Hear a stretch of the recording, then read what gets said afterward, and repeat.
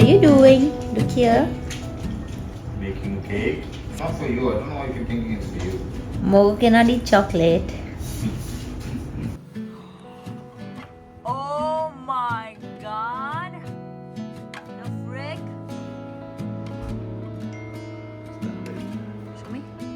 Yeah. It's perfect. I just turned 27 years old, and my life is not the ideal picture of success I had imagined it would be at this age. In fact, the circumstances of my life would worry some people who value prudence and security. I mean, it sometimes even worries me. As a 17-year-old, I imagined my life to look like many things, but unemployed, living back at home was certainly not how I'd want it to be defined. But wait a minute, if I don't want it to be defined as that, then I quite literally don't have to. Turning 27 has made me reclaim this age as just a number that defines absolutely nothing and holds just as much power as I give it. And this year, I am giving it none.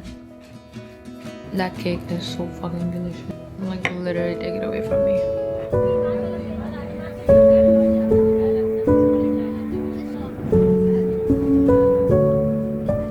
Earlier this year, when I was overthinking everything, including how I show up on the internet, someone asked me what message I want to send to those watching. I don't remember what I said in that moment, but I do remember trying to put together flowery words and complex ideas because I wanted to not come across as if I hadn't given this a thought. There is so much of me, so many faces I have donned, so many people I will be, that it's hard to distill all of that into one singular idea of a legacy. Okay, yes. Oh my god! We were classmates in primary school. Okay, are you crying? Wait, I need to commemorate this. What is that? I'm actually crying. I'm gonna take a second of tears in our eyes.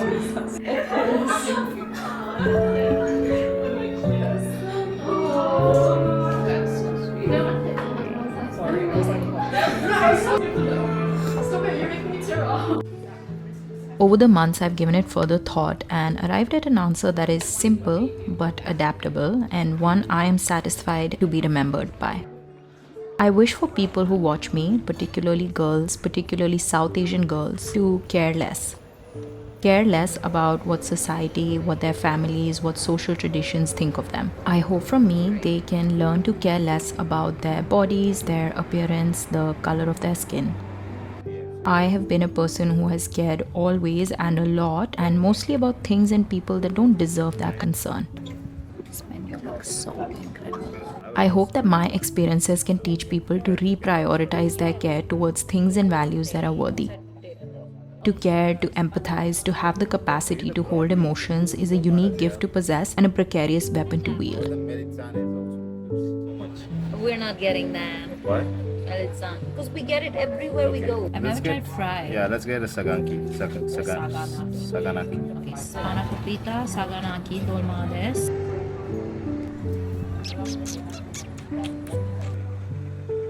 I remember the eve of my 26th birthday. I sat crying in my bathtub at the state of my life. From where I sat, I could see the ruins of my life around me. The goals I had thought to be tightly wound, doubly packaged, bulletproofed were coming undone. There was something so poetic about that scene. Me, naked, in water up to my shoulders, wiping away salty tears, resolving to myself that next year won't find me here. Call it poetic humor, but this year did not find me in the same manner. It found me even worse off. So happy with this meal. Yeah, it's a very tasty.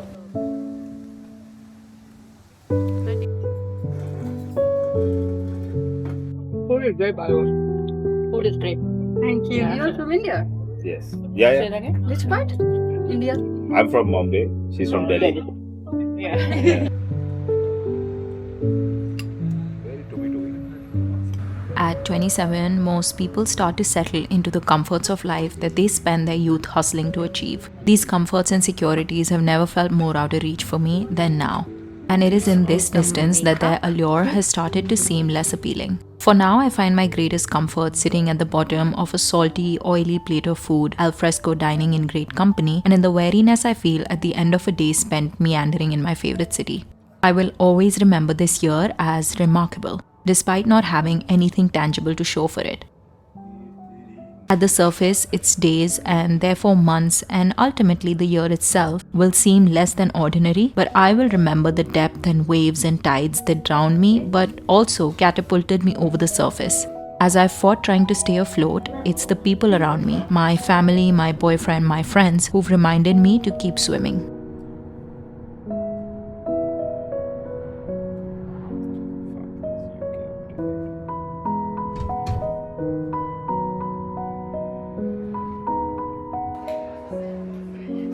In true Leo fashion, I wanted to prolong the festivities until the weekend, and my sweet boyfriend is always more than happy to be on board with my whims.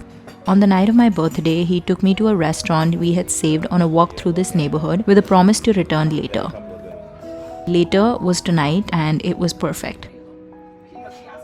Asian food, outdoor dining on an evening when the sun refused to leave, funky drinks, and a toast to me.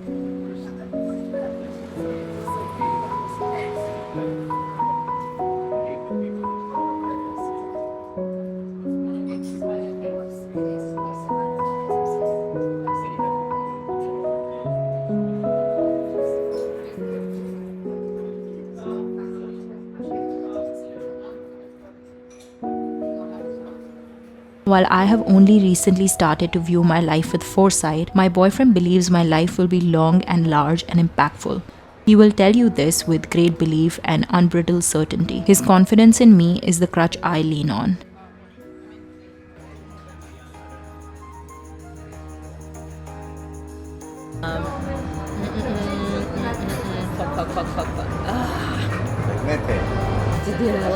Fuck, man. Oh shit. There's quite a few easy ones. I know I missed. Hello, future Ananya.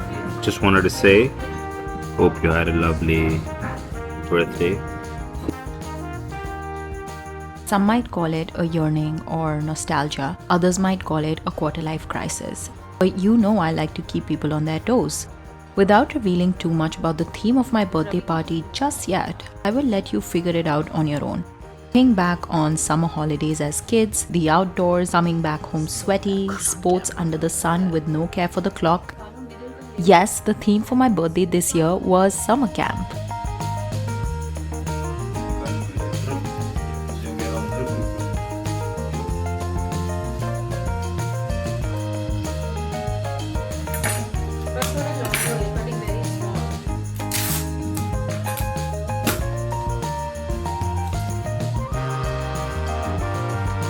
Looks so cute, oh my god. So cute. Growing up, my mom would scold me for not sharing my food, which as a 7-year-old child hit very personally. That chocolate is mine, why should I share it at all?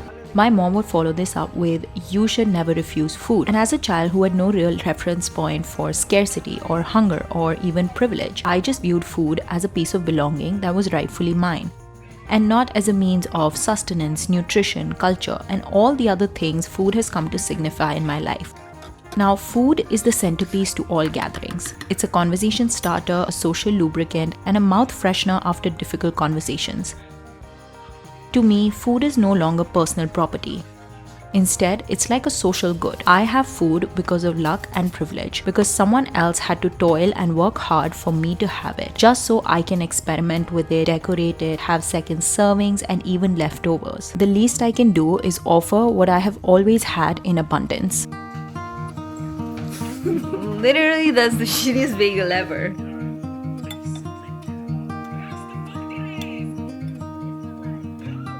I hope I can always have enough to share, extra to put away, and more than to fit on just my plate. I hope my door is always open for people to come and find shelter and satisfaction.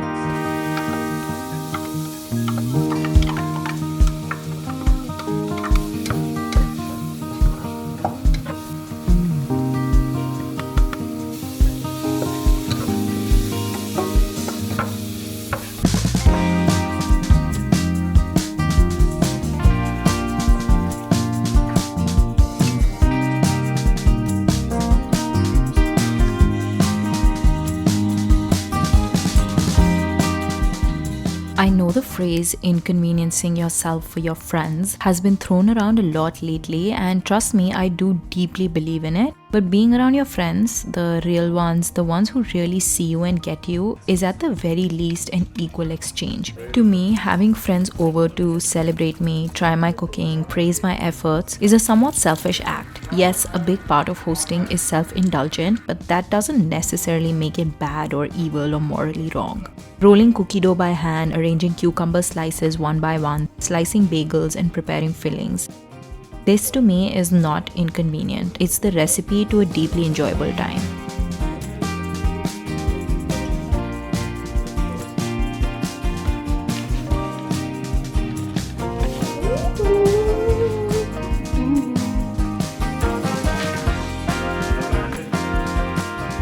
All this is not to say that I didn't put in a lot of efforts towards making this party fun for everyone. For starters, I divided the party activities into indoor and outdoor, and the outdoor activities into physical and mental. What you're seeing me hold up are mental math and brain teaser activities for the mental component of our activities. As you can probably see, I was very pleased with how they came out. The next morning, which was the day of the party, I woke up ridiculously early to finish up on the food.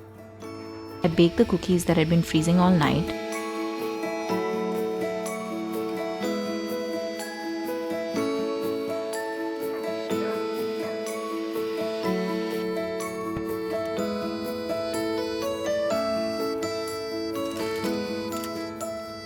I prepared cheese twists, my favorite meal deal snack.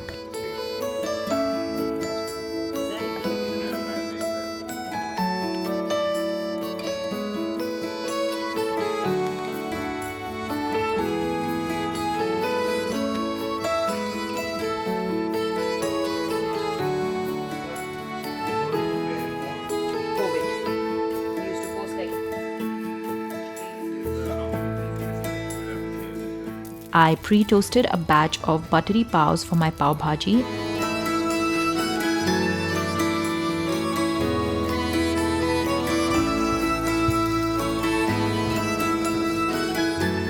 And finally prepared my Thai tea frosting for my banana, dulce de leche and Thai tea cake.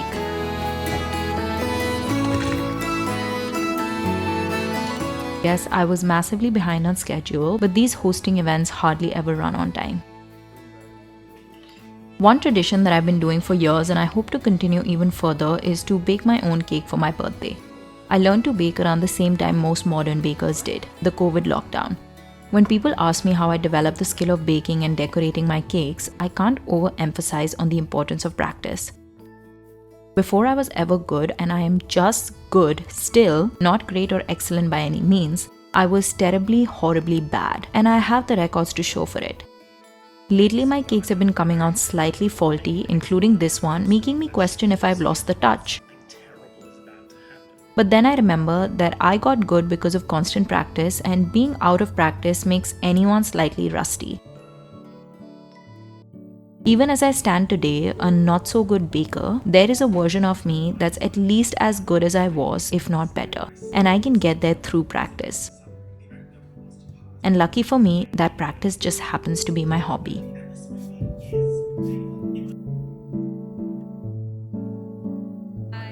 Doesn't the house just shine differently in the presence of friends? I had prepped for this day all week, and within seconds, the fantasy of what I wanted this day to look like came true exactly how I had imagined.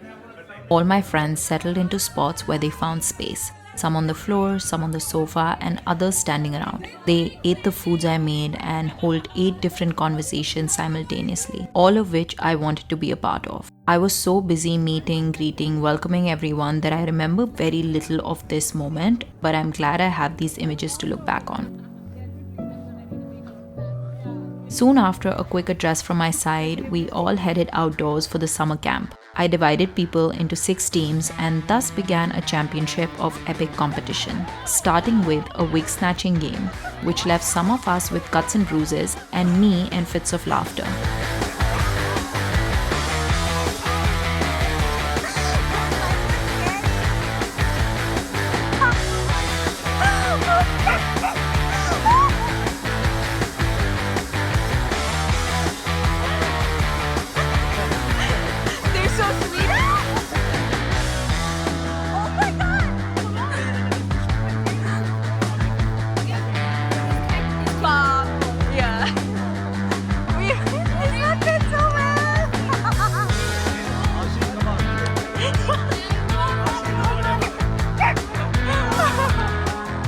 We then moved on to a friendly game of tug of war, which proved to me that I have a long way to go in the gym.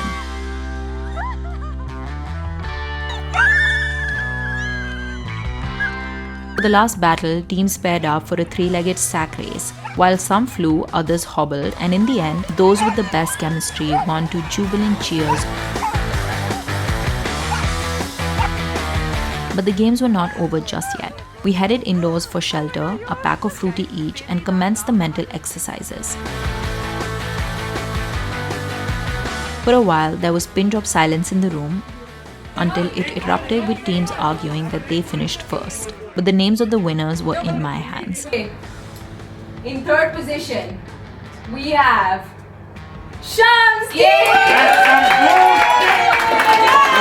Second position, we have Ayush. First position, we have Oh, this is gonna be fun.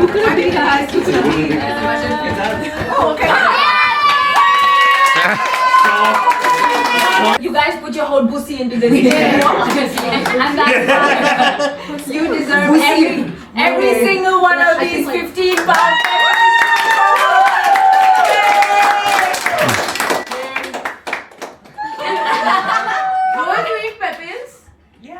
Yeah.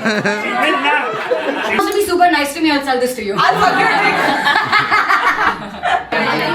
it looks like is happy birthday to you. Happy birthday to you. Happy birthday, dear Ananya.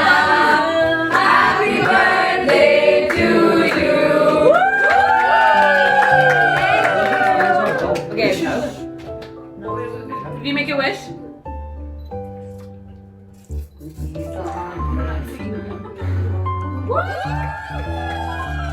To you. Look at that. Bring it closer to your face. Yeah. That's what she said. I look no. Speed. Oh, me as someone who loves talking is so hard. Please stop. Thank you guys for being here. I so appreciate it. The best part about London is all the friends that I have. And this year, I feel like I've already lived like so many lives. The fact She's that so you all wise. stuck She's around a and been so welcoming and warm always just goes to show that although everything is going wrong, this is where I'm supposed to be. Thank you again for coming, and I love you all. As I trudge through what has been, at the very best, a transformational year, and the very worst, a challenging few months, I consider myself lucky to have friends who have waited for me at the end of it. They accept me as I am, a success or a failure, because for them, it's never been about my salary or my visa status or the number of followers I have. They've stuck around for my awful jokes, my tendency to extrapolate meaning in the smallest of things, my ability to run a meme to its very death. I have worried about a lot of things this year, but never about being left alone. When I think of my impact, my legacy, what I am leaving behind on this earth, it will be the fact that around me are people I love, I admire, and I look up to. And in the same way that I would cross bridges for them, they would for me too. And that is my certificate to a life lived well.